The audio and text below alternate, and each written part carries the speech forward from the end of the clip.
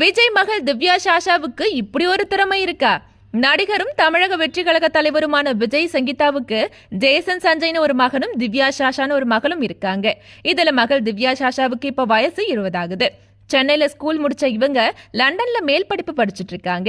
கணவர் விஜய் அட்வைஸ் படி மகள் திவ்யாவுக்காக லண்டன்ல தன்னோட அப்பா அம்மாவோட தங்கி இருக்காங்க மனைவி சங்கீதா. பிரான்ஸ்ல படிச்சுட்டு இருக்க திவ்யா ஃப்ரெண்ட்ஸோட நிறைய நிகழ்ச்சிகளை கலந்துக்கிறதும் மால்ல ஷாப்பிங் பண்றதுமான போட்டோஸ் வைரலான நிலையில அவங்களுக்கு இருக்கிற ஒரு திறமை தெரிய வந்திருக்கு.